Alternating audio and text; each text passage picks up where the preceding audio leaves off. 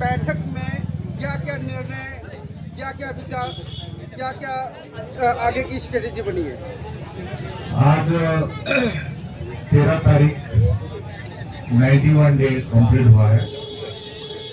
कल जो बुद्ध पूर्णिमा में जो आह्वान किए थे उस अनुरूप जिस प्रकार से भीड़ आई थी समर्थन के लिए, और कल की बुद्ध पूर्णिमा के कार्यक्रम पश्चात आज हम लोग लगभग 120 उपासक उपासिका भिक्षु लामा सभी राज्यों से, लद्दाख, हिमाचल प्रदेश लेकर महाराष्ट्र, बिहार, सभी राज्य से 120 प्रतिनिधि का मीटिंग हुआ। 120 सबके इसमें प्रमुख कौन थे? राजेंद्र पाल गौतम जी, एडवोकेट भानु प्रताप जी थे, चंद्रमोदी Patil ji Buddhist society of India से, सुनील सारीपुत्र जी, भिक्षुओं में आर्यपाल भंते जी, डॉक्टर चंद्रकीर्ति भंते जी, सुनील पाल भंते जी, शिलानंद भंते जी, इस प्रकार से प्रज्ञशील भंते जी जो प्रमुख, डॉक्टर हरवंश बेदी जी, बीनाचार्य भंते बीनाचार्य, ब्रह्मतप भंते जी, भिक्षुनी पूर्णिमा, विनय रक्षित भंते जी, इस प्रकार से काफी भिक्षु उपासक उपासिकाएं उपस्थित थे। तो इस मीटिंग में एक अभी तक 90 दिन तक क्या अचीवमेंट है, आगे क्या करना, इसकी रणनीति तैयार की गई। अभी हम लोग ने तय की है 6, 7, 8 जून को दिल्ली में 3 दिवसीय एक कॉन्फ्रेंस होगी जिसमें नेशनल कोऑर्डिनेशन कमेटी बनी जाएगी। पूरे भारत से प्रत्येक राज्य से प्रतिनिधि लेकर एक बड़ा मूवमेंट और खड़ा करने का निर्णय ली गई।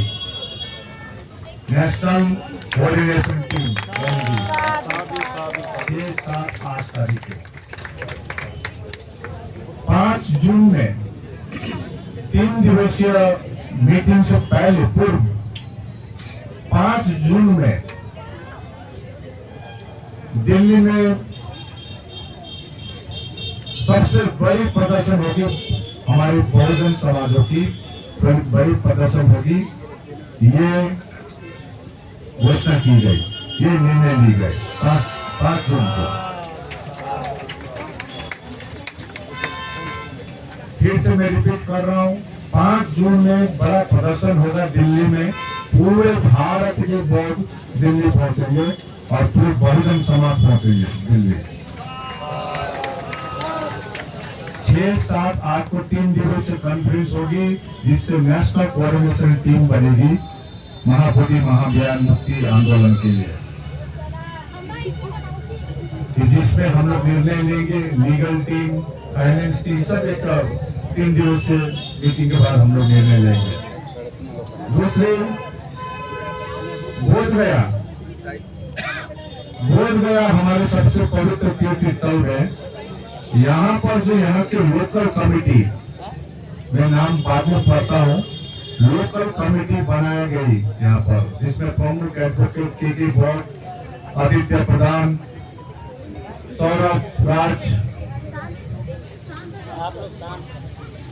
राज, दीपू कुशवाहा, अजित कुमार पटेल, रवि मेहता, सुनील कुशवाहा, सुरेंद्र पासवान, सुरेंद्र माझी, मनोज दास, चंदन मौर्य, कुंदन कुमार, बाली पासवान, उपेंद्र पासवान, दयानंद बौद्ध, सुबोध बौद्ध, विष्णुधारी यादव, कौशल जी, कमलेश कुमार, धर्मेंद्र, आलोक मौर्य, राजेश बौद्ध, कमलेश बौद्ध, रूपाली, ऐसे करके और भी लिस्ट पड़े हैं। इसकी मीटिंग 2-4 दिन में और विस्तार किया जाएगा। बोध गया में हम देखते हैं हमारे पास एक कंप्लेन आया था जो गंगेश्वरी में उस पर लाठीचार्ज की गई है। हो गया कल आज ये अरे चुप है, ये पता है, वो बताने दीजिए ना, प्रेस को बताने दीजिए, आप क्यों बोल रहे हैं? आज हुई है, आज मेरे को कंप्लेन मिला है, तो हम लोग ने इसका एक रणनीति तैयार की है। आप जवाब बोध गया कि ये कमेटी देंगे कुछ दिन बाद। देखिए, कोई भी प्रॉब्लम होती है उसकी एक जड़ होती है। आज महाबोधि महाविहार मुक्ति आंदोलन जो कर रहे हैं, इसका जड़ है बीटी एक्ट 1949, और हम बीटी एक्ट 1949 को निरस्त करने के लिए इस जड़ को काट फेंकेंगे, ये हम लोग प्रण की है। और कुछ प्रश्न होगी तो आप लोग। सर जो दिल्ली में कार्यक्रम होगा तो क्या यहाँ से बोध गया आंदोलन से भी लोग जाएंगे वहाँ पर? पूरे भारत से जाएंगे। और मैं बता दूं, बोध गया आंदोलन तो छोड़ दीजिए, पूरा बोध गया के हमारे बहुजन समाज के लोग जाएंगे। आज ये कमेटी जो 40-50 लोगों की भिक्खु भी है, उसमें उपाली भिक्खु भी है लिस्ट में, जो लोकल भिक्खु है, अपने खर्चे पर जाएंगे, याद रखिएगा। पूरे बोध गया से भी जाएंगे, पूरे भारत से। इतनी बड़ी आंदोलन शायद नहीं हुई होगी, दिल्ली में होने जा रही है 5 जून को। जो केंद्रीय कमेटी बनाने की चर्चा हो रही है, उसका क्या मकसद है? देखिए केंद्र कमेटी ऑलरेडी हम लोग का है। आज ऐसा नहीं है कि 12 फरवरी से ही आंदोलन शुरू है। हम लोग 3 सालों से पूरे देश भर के हमारे कमेटी है, जो सुनील सारीपुत्र जी, चंद्रमोदी पाटिल जी, बीपी जी, रमेश बैंकर जी, आशीष बरुआ, वो शुक्ला और ऐसे पूरे भारत में उमेश बहुत के बहुत। लेकिन इसको नेशनल कोऑर्डिनेशन टीम बनाई जाएगी, इसकी प्रारूप दूसरे रूप से हम लोग दे रहे हैं, यही प्लान है। और 3 दिनों से हम लोग बैठ के इसमें निर्णय लेंगे जी। जो जिन लोगों के बीच असहमतियां हैं, जिन लोगों के सवाल हैं, वो सब सॉर्ट आउट हो जाएंगे क्या? देखिए, आज मीटिंग में एक फाइनल हुई है।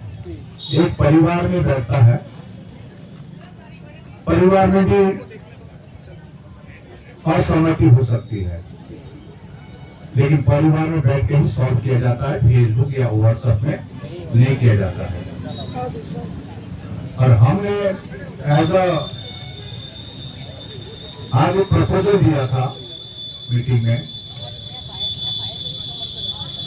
कि अब मैं पूरा भारत मैं घूमूंगा। अब ये फाइनल हो गई है पंडित जी, 28, 29, 30 मैं 3 राज्यों में जा रहा हूं। तो ये आज की मीटिंग में सहमति बनी है कि मैं पर्सनली सभी राज्य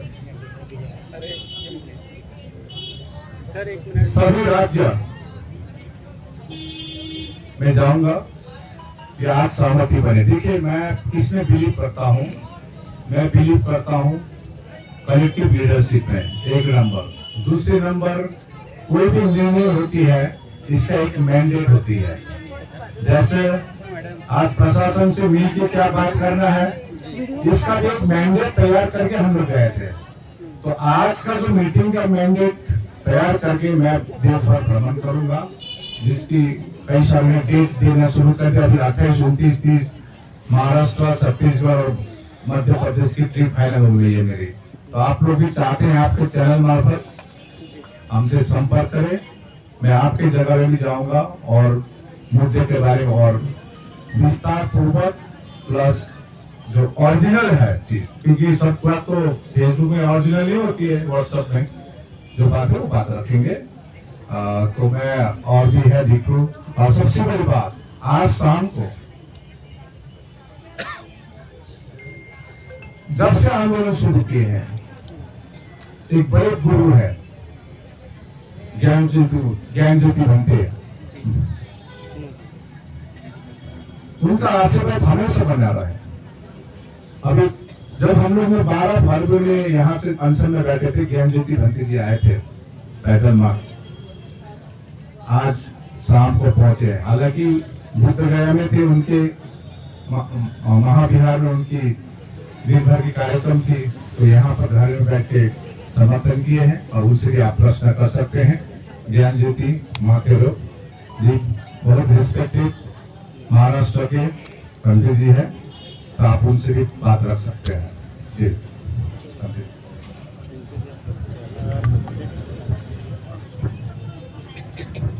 आप लोगों को याद होगा कि भारत में सबसे ज्यादा बाघों की संख्या बढ़ गई। वो इस वजह से बढ़ गई कि चंद्रपुर जिला में ताड़ोबा का जंगल है और वहां पर भंते जी का निवास है, और जहां भंते जी का ध्यान केंद्र है वहां सारे बाघ आसपास में रहते हैं, और वहां पर आने वाले लोगों ने शिकार करना वो सब बंद हो गया। लोग उस एरिया में शील पालन करते हैं, तो इसलिए बाघों की संख्या बढ़ गई और बाघ भंते लोगों के साथ रहते हैं। तो वो जंगल के भंते जी जो है ज्ञान ज्योति महाथेरो। भंते जी 17 सितंबर में जो पटना में बड़ा रैली हुआ था उसमें भी आए थे भंते जी, ज्ञान ज्योति भंते जी। आज शाम को यहाँ धर्म स्थल में आए हैं जी। जी भंते जी। जी बनते जी क्या जो इतिहास बनते जी, इतने दिनों से आप सभी आंदोलन पे बैठे हो, क्या सरकार की तरफ से कोई वार्ता हुई इस बात को लेकर कि सरकार का कोई रिएक्शन आएगा सरकार ने? नहीं लामा जी, ये आपको ये करना पड़ेगा या दूसरे को? अच्छा, नहीं भंते जी का प्रश्न कर रहे मेरे को कर रहे हैं आप। चलो आप ही बता दीजिए, जवाब दे दीजिए। देखिए मेरा पत्रकार भाइयों से मेरा एक प्रश्न है, जो भी प्रश्न करनी होगी धर्म विषय लेकर मेरे से करें। या हमारे हिंदू प्रभारी है चंद्रकीर्ति जी है, सुनीत पाल जी, इनसे कीजिए। और सपोर्ट करने आया फिर आप उनको दूसरा प्रश्न कर दिए। कोई बात नहीं बनते जी, कोई भी जवाब दे दीजिए। आपका जवाब बाद में मिलेगा, पहले ज्ञान ज्योति इतने बड़े बनते हैं उनके बात रख लीजिए। बनते जी, पीटी एक्ट को लेकर के जो आंदोलन चल रहा है, कितना जरूरी है इस एक्ट को खत्म कराना, क्या कहेंगे इस पर? जरूरी है। जनसैलाब दिल्ली में उतरेगा, संसद को घेराव करेगा, तब कुछ हलचल बढ़ेगी। क्योंकि जो इतिहास को भूल जाते तो इतिहास को क्या निर्माण कर पाए। रांची की बोध गया जो भूलवेला बन करके जाना जाता, बोध गया के बारे में जो महाकवि अश्वघोष का बुद्ध चरित्र में विश्व की नाभि बताया, प्रकृति की नाभि बताया। पहली बार मगध राजा बिंबिसार ने उस जगह पर मिट्टी का प्रथम वज्रासन किया, बनवाया। ऐसे उल्लेख आए हुए पुरातत्व वैज्ञानिकों ने, ये जो अलेक्जेंडर कनिंघम के डायरी में ये बात लिखी। दूसरी बार बिंबिसार पुत्र अजातशत्रु ने मिट्टी का वज्रासन उसका जीर्णोद्धार किया था। तीसरी शताब्दी में सम्राट अशोक द्वारा जो महान बोधि वृक्ष के नीचे वहाँ हीरे का निशन, जो हीरे का सिंहासन वज्रासन बनवाया था। जो राजाभिषेक के 10 साल बाद प्रथम बार जब बोध गए आए 8वें शिलालेख में वह संबोधि स्थल कहा गया है, ऐसे सम्राट अशोक ने वहां पर कहा है। तो 100 फीट की यह जो धम्मस्तंभ था महास्तूप बनवाया 100 फीट का। और सम्राट अशोक जो प्रांतिक राजधानी जो राजमहल, ये राजमहल यही बोल गया, जो बोलिया में जो सुजाता के घर स्तूप याद में, उसके याद में वह स्तूप बना है। सम्राट अशोक विश्व के प्रथम संविधान शिल्पकार जो बुद्ध की शिक्षा के साथ साथ 84,000 शिलालेख सम्राट अशोक के संविधान के रूप में, 84,000 महास्तूप के, 84,000 बोधि वृक्ष लगवाया है। सम्राट अशोक ने 84,000 पत्थरों का संविधान ऐसे सम्राट अशोक का जो लिखा हुआ है, उसमें ये बात अलेक्जेंडर कनिंघम ने जब प्रसाद के प्रथम शताब्दी के में बौद्ध सम्राट कनिष्क बोधि वृक्ष के ये वज्रासन में खुले रूप में पहले बुद्ध मूर्ति बनवाई, वह कनिष्क सम्राट ने बनवाई। 5वीं शताब्दी में गुप्त बौद्ध राजाओं ने महाबोधि महाविहार बनवाया, गुप्त राजाओं ने। यह पाल बौद्ध राजवंश जो काल में बंगाल के जो शशांक ब्राह्मण राजा ने वज्रासन को नष्ट किया था। सम्राट जयचंद बौद्ध राजा की दादी महारानी कुमार देवी राठौर वंश की, इनका मायका जो बोध गया था महाविहार, उन्होंने जीर्णोद्धार किया था। 5वीं शताब्दी 7वीं 8वीं शताब्दी जो भाई जगलाल जो है जो बुढ़िया के आए थे, उन्होंने यह मंदिर नहीं देखा। फिर भी जो भी हमें तिब्बत के जो 16वीं शताब्दी लामा तारानाथ भिक्षु जी ने तारानाथ भिक्षु ने लिया, जो नालंदा को जो सभी नालंदा को और सभी बुद्ध कैसे जलाया था और कैसे नष्ट किया था, ये बात लिखा पहली बार लिखने में आई।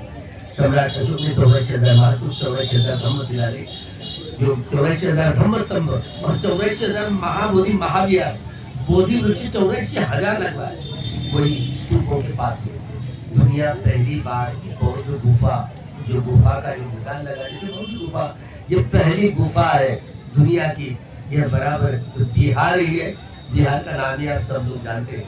फ्रांसिस बुकानन, फ्रांस के जो बोध गया थे, तो डॉक्टर बर्नियर, यह बोध गया थे कि आज का बोध गया जो बोधि वृक्ष जो देख रहे हो वो तो सम्राट अशोक के काल का नहीं है, वो तो नष्ट कर दिया कि जो श्रीलंका से ये अलेक्जेंडर कनिंघम ने लगा है।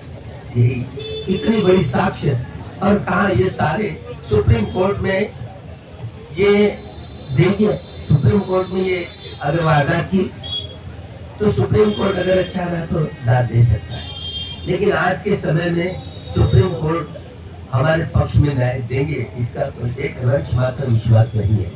इसलिए जनसैलाब जैसे दिल्ली में उतरेगा, जनसैलाब घेराव करेगा संसद को, तब कई ये बातें संसद के लिए, संसद के दायरे में रहकर के आंदोलन करें।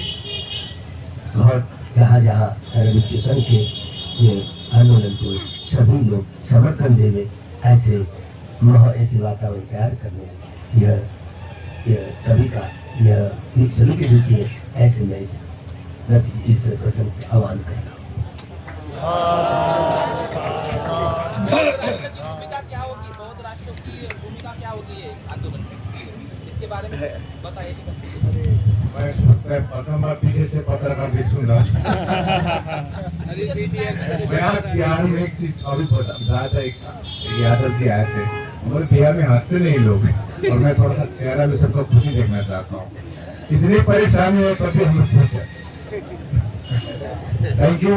आपको किसी को बात रखनी है तो बात रख सकते, पत्रकार। रसल जी आप आइए थोड़ा सा। मुझे भी रामा जी से क्वेश्चन करना है, जो कमेटी में मैं भी थी। नहीं, तो करुणाशील भंते जी राहुल के ऊपर जो केस लगाया गया वो क्या आप निरस्त कर देंगे? और दूसरा बात है विनाचार्य के ऊपर जो आपने ये किया है आरोप, वो भी क्या निरस्त हो जाएगा बताइए? क्योंकि भंते जी को जो है संगम शरणं गच्छामि, वो एकता आनी चाहिए। आज मीटिंग में हमारी विनाचार्य भंते से बात हुई, आए थे। आज किस भिक्षु ने या किसने उन पर केस किया वो तो हमको मालूम नहीं है। एक नंबर,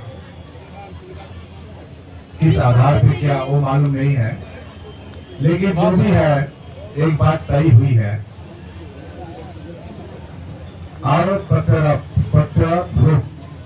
ये नहीं होना चाहिए। और हम आपस में बात करके बैठ के एक सॉल्यूशन होगी। और मैंने विनाचार्य भंते से कहा 3 बजे तक मीटिंग चली, हम लोग आपस में बात कर लेंगे और एक निर्णय ली गई। इसे मेरे पर कितनी लांछना लगी थी, मैं प्रतिक्रिया अभी तक नहीं दिया हूँ। कुछ प्रतिक्रिया मैं देना भी मैं सक्षम नहीं समझता हूँ, क्योंकि समाज को सब कुछ दिखती है। अशोक स्तंभ में लिखा है सत्यमेव जयते। तो मेरा कहना यही है, घर में मैं तभी बताया, घर में कोई पारिवारिक समस्या होती है तो बैठ के प्रॉब्लम ना इसमें ये हो। आज जैसे मान लीजिए मेरे व्यक्तिगत अकाउंट भी कुछ सीज किया गया है, मैं इस पर कुछ प्रतिक्रिया भी नहीं कर रहा हूँ। ऑल इंडिया बुद्धिस्ट फोरम का अकाउंट भी क्लोज किया गया, किसने किया हमसे मालूम है मेरे को, लेकिन मैं कुछ प्रतिक्रिया नहीं है। तो आपस में बैठेंगे, क्योंकि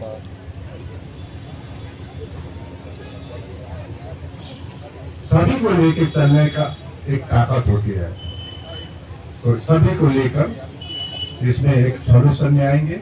इसीलिए तो 6, 7, 8 को जो नेशनल कोऑर्डिनेशन कमेटी बनेंगे प्रत्येक इसमें ये होगी और आने वाले दिन वोटों के इतिहास में इतना बड़ा मूवमेंट शायद हुआ था, ना होने वाला है। Thank you. सुमित पाल बनते जी, आप कोरोना